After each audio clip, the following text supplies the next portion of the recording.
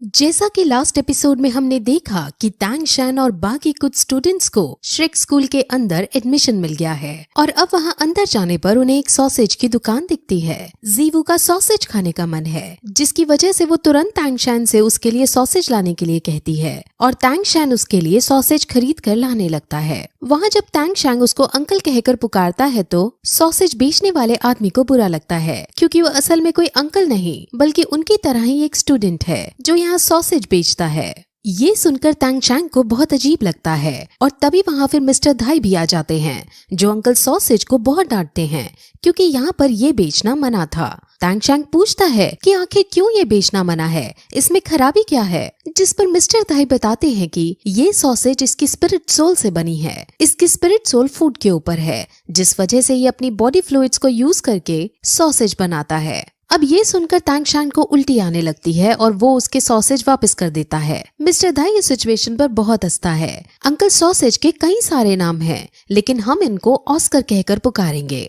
वहाँ हम दो लड़कियों को भी देखते हैं जो इन्हीं के साथ एडमिशन लेकर आगे बढ़ रही थी। असल में अभी इनका एडमिशन हुआ नहीं था, इनका एडमिशन प्रोसेस चल रहा है। यहाँ पर बहुत सारे बच्चे खड़े हैं और सभी एग्जाम 1 की लाइन में लगे हुए हैं। टैंग शैन भी एग्जाम 1 की लाइन में जाने लगता है, लेकिन मिस्टर धाई उसे रोकता है और उसे सीधे एग्जाम 4 की तरफ ले जाने लगता है। अब बाकी स्टूडेंट्स जो एग्जाम 1 की लाइन में लगे हुए थे वो नाराज हो जाते हैं क्योंकि इन बच्चों को एग्जाम 1, 2 और 3 को स्किप करवाकर सीधे एग्जाम 4 में ले जाया जा रहा है। जिस पर अब मिस्टर धाई उन्हें समझाता है कि जिनकी रैंक 20 से ज्यादा है वो पहले 3 एग्जाम को स्किप कर सकते हैं। टैंग शैन की रैंक 29, जीवू की रैंक 29 और बाकी जो 2 लड़कियां थी उनकी रैंक 26 और 27 की थी, जिस वजह से सिर्फ वो 4 ही एग्जाम 4 की तरफ जाने लगते हैं। अब फिर रास्ते में मिस्टर धाई बताते हैं कि जो पिछली लाइन में लगे हुए बच्चे हैं उनमें से कोई भी पास नहीं हो पाएगा क्योंकि एग्जाम 2 और 3 बहुत ज्यादा टफ होते हैं और रैंक 20 से नीचे वाले बच्चे इसमें पास नहीं हो पाते। असल में हर साल सिर्फ 2 या 3 बच्चे ही एडमिशन पा पाते हैं और अब तक सिर्फ 42 बच्चे ही स्कूल में पढ़े हैं। अब ये सुनकर उनको अजीब लगता है क्योंकि आखिर इतना मुश्किल एंट्रेंस रखने से तो स्कूल का ही नुकसान है क्योंकि उन्हें बच्चों से फीस नहीं मिल पाती। जिस पर मिस्टर धाई कहता है कि यहाँ का हेडमास्टर यानी यहाँ का प्रिंसिपल अपने असूलों का पक्का है। वो चाहे गरीबी में मर जाए लेकिन वो कमजोर बच्चों को नहीं पढ़ाता। इस स्कूल में बच्चों से ज्यादा तो टीचर्स हैं और यही इस स्कूल की सबसे खास बात है। यहाँ टॉप क्वालिटी की एजुकेशन दी जाती है और इसी वजह से टैंग शैन के टीचर, जिनको सब ग्रैंड मास्टर कहते हैं, उन्होंने श्रेक स्कूल रिकमेंड किया था। असल में यहाँ से ग्रेजुएट होने का यानी यहाँ से डिग्री लेने का बहुत मुश्किल क्राइटेरिया है। यहाँ एडमिशन लेने के बाद अगर तुम्हारी रैंक 40 या उससे ज्यादा है तभी तुम यहाँ से डिग्री पा पाओगे, वरना तुम्हें बिन डिग्री लिए ही भगा दिया जाएगा। इसीलिए अब तक सिर्फ 14 बच्चे ही यहाँ से ग्रेजुएट हो पाए हैं और वो 14 आज की डेट में अपनी अपनी फील्ड में नाम कमा चुके हैं। बाकी बच्चे जो एनरोल हुए थे लेकिन ग्रेजुएट नहीं हो पाए, वो 20 को मारते मारते खुद ही मर गए और उनकी कहानी वहीं खत्म हो गई। अब ये सब सुनकर बच्चे बहुत डर जाते हैं, लेकिन वो कैसे न कैसे करके इस स्कूल में पढ़ना चाहते थे, इसीलिए वो आगे बढ़ते हैं और एग्जाम 4 पर पहुंच जाते हैं। एग्जाम 4 के लिए वहाँ वाइस प्रिंसिपल खड़ा था और वाइस प्रिंसिपल बहुत खतरनाक और एरोगेंट नेचर का था। उसके अंदर दया नाम की कोई चीज नहीं थी। वो उन चारों को देखने के बाद उनसे कहता है कि अगर तुम यहाँ एडमिशन लेना चाहते हो तो तुम चारों एक साथ मुझ पर अटैक करो और मैं तुम पर अटैक करूंगा। अगर तुम जीते तो तुम्हें एडमिशन मिल जाएगा और अगर मैं जीता तो तुम सबको यहाँ से जाना पड़ेगा। इस टीचर का नाम मास्टर जाऊ है और ये 76 रैंक पर है। मिस्टर धाई अब इसके बारे में उन्हें सब बताता है कि ये बहुत शक्तिशाली इंसान है और ये इतना शक्तिशाली है कि अगर उसके सामने 40 सैनिक हथियारों के साथ एक साथ हमला कर दें तब भी इसका कुछ नहीं उखाड़ पाएंगे। इनकी स्पिरिट सोल सुप्रीम पियर की है और क्योंकि ये इतना शक्तिशाली है इन्हें कई लोग अकाला भी कहते हैं। अब अकाल नाम सुनकर सब हैरान हो जाते हैं क्योंकि उन सभी ने अकाल नाम सुन रखा था और अकाला बहुत ज्यादा शक्तिशाली योद्धा है। अब मिस्टर धाई इनको हराने का तरीका उन्हें बताता है कि स्पीड इनकी कमजोरी है, इसलिए तुम चारों को स्पीड का यूज करते हुए इनको हराना होगा। अब फिर इनको आधा घंटा दिया जाता है जिसमें उन्हें अपनी प्लानिंग करनी थी कि कैसे ये मास्टर जाऊ को हरा सकते हैं। अब वहाँ वो दोनों लड़कियां अपना इंट्रोडक्शन देती हैं, जिसमें से जिसने ब्लू कपड़े पहन रखे हैं वो रैंक 26 की है और वो किबाओ एम्बर की ट्राइब से है। इसकी स्पिरिट सोल एक टूल टाइप की है, जिस वजह से ये लड़की बहुत ज्यादा शक्तिशाली है। अब इसकी पावर का यूज करके वो सब अपनी अपनी स्पीड 30% बढ़ा सकते थे, जिस वजह से सब बहुत खुश होते हैं। इस लड़की का नाम निंग रोंग रोंग है।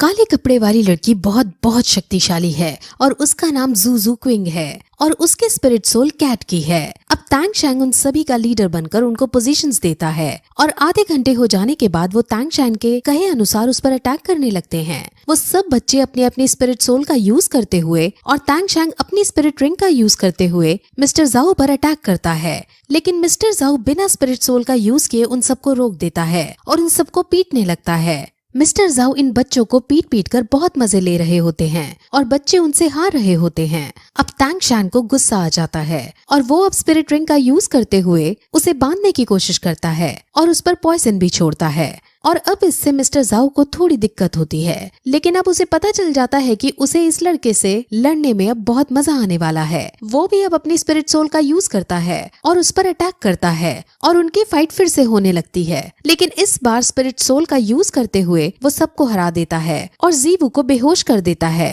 अब जीवू को बेहोश देख तांग शैंग को बहुत ज्यादा गुस्सा आ जाता है और वो अब कुछ और ना सोचते हुए सीधे मिस्टर जाओ के पास जाता है और कहता है कि अब ये मैच बंद करो, अब सिर्फ तुम्हारी और मेरी लड़ाई है और हम फिर से शुरू करेंगे। अगर मैं जीता तो तुम्हें एडमिशन देना पड़ेगा। मिस्टर जाओ मान जाता है और अब इस बार तांग शैंग हिडन वेपन्स का खुले तौर पर यूज करता है और एक साथ कई दिशाओं से उस पर हिडन वेपन से अटैक करता है। ये हिडन वेपन्स उसके लिए नए थे, जिस वजह से मिस्टर जाओ इन हिडन वेपन से नहीं बच पाता। कई सारे हिडन वेपन्स उसे लग जाते हैं, लेकिन फिर भी वो क्योंकि 76 रैंक पर था इसीलिए वो उन सब को निकालने में कामयाब हो जाता है और हंसने लगता है। लेकिन फिर तांग शैंग भी स्माइल पास करता है। यहाँ से हमें ये पता चलता है कि हिडन वेपन्स के अंदर पॉइजन लगा था, जिस वजह से मिस्टर जाओ पॉइजन से अफेक्ट होकर कमजोर होने लगता है और अब मैच को खत्म करने के लिए तांग शैंग अपना हैमर उस पर देकर मारता है। अब इस अटैक से वो भी घायल हो जाता है, लेकिन मिस्टर जाओ भी अब लड़ने की पोजीशन में नहीं होता और मिस्टर धाई अब तांग शैंग को विनर घोषित कर देता है। मिस्टर जाओ अब बहुत उदास होता है क्योंकि वो एक 13 साल के बच्चे से हार गया है। अब फिर वहाँ ऑस्कर भी आ जाता है और वो अपनी हीलिंग सॉसेज मिस्टर जाओ को देता है और मिस्टर जाओ अपने एरोगेंट बिहेवियर के साथ वहाँ से दुखी होकर चले जाते हैं। वहीं ऑस्कर जब निंग रोंग रोंग को देखता है तो उसका उस पर दिल आ जाता है और वो उससे फ्लर्ट भी करने की कोशिश करता है, लेकिन मिस्टर धाई लड़कियों को अपने साथ लेकर वहाँ से चला जाता है और इससे ऑस्कर जल भुन जाता है। वहीं रात को मिस्टर जाओ अपने ऑफिस में बैठा होता है और आज के मैच के बारे में ही सोच रहा होता है कि तभी उसे अपने आसपास किसी ताकतवर इंसान के खड़े होने का आभास होता है।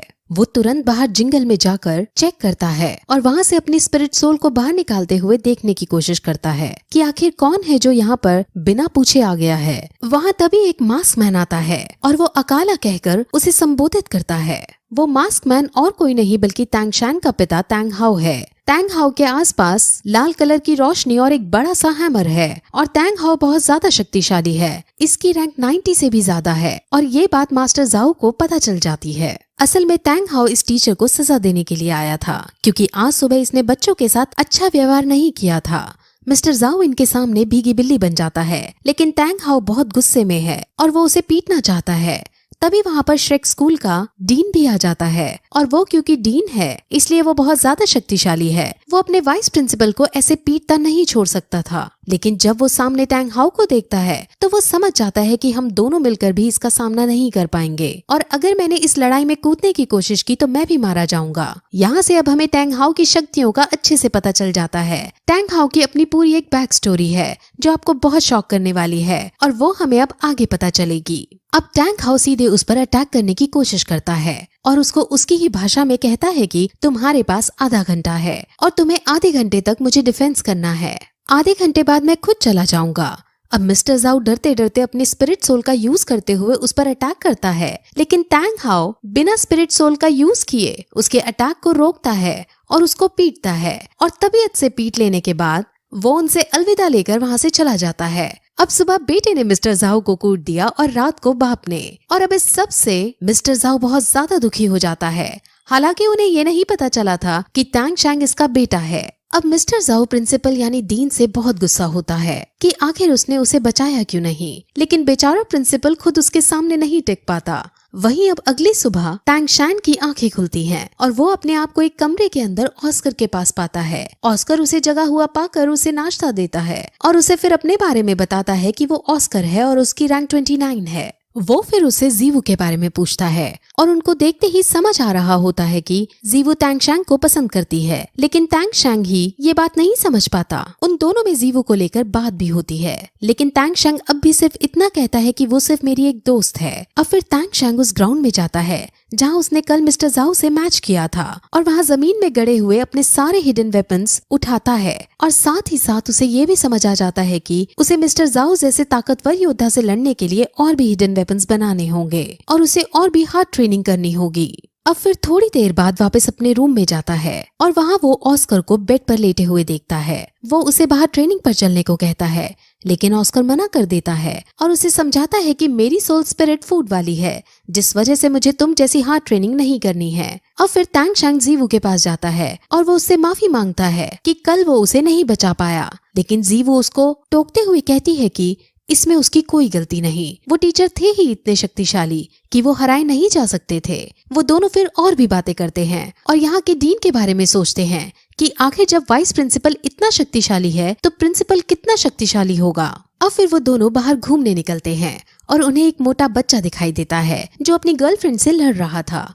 उसकी गर्लफ्रेंड उसे ब्रेकअप करना चाहती थी, लेकिन वो जबरदस्ती उसका हाथ पकड़कर उसे अपने पास खींच रहा था। और वहीं जब वो जीवू को देखता है तो वो जीवू के साथ भी फ्लर्टिंग वे में बदतमीजी से बात करने लगता है, जिससे जीवू को गुस्सा आ जाता है और वो तुरंत उसे लड़ने को आगे बढ़ती है। अब वहाँ टैंग शैंग आता है और मोटे लड़के से इस लड़की को छोड़ देने को कहता है, लेकिन मोटा लड़का नहीं मानता। अब टैंग शैंग और मोटा लड़का फाइट शुरू करते हैं और मोटा लड़का टैंग शैंग के हर वार से बच जाता है, यानी मोटा लड़का बहुत शक्तिशाली है। मोटा लड़का फिर अपनी स्पिरिट सोल को यूज करता है जो कि एक बीस्ट टाइप की थी और वो फिनिक्स थी। Phoenix spirit soul beast type में सबसे शक्तिशाली होती है और वो उड़ने के साथ साथ भी फेंक सकती है। अब ये देखकर जीवू और टैंग शैंग बहुत शॉक होते हैं क्योंकि इतने मोटे लड़के के पास इतनी पावरफुल स्पिरिट सोल थी। लेकिन अब टैंग शैंग अपनी भी स्पिरिट सोल का यूज करता है, लेकिन वो उससे बच जाता है क्योंकि टैंग शैंग की स्पिरिट सोल एक प्लांट टाइप की थी और प्लांट हमेशा आग से डरता है, जिस वजह से अब जीवू उससे लड़ने जाती है। हालांकि जीवू पर भी वो भारी पड़ता है, लेकिन जीवू क्योंकि एक लड़की थी जिस वजह से वो उसकी सुंदरता से अट्रैक्ट होकर थोड़ा बहक जाता है और फिर जीवू को उसको हराने का मौका मिल जाता है और वो तुरंत उस पर अटैक करके उसे गिरा देती है। जीवू बहुत खुश होती है, लेकिन मोटा लड़का फिर खड़ा होता है और कहता है कि अब मैं तुम्हें नहीं छोड़ूंगा और फिर इस पॉइंट पर ये एपिसोड खत्म हो जाता है।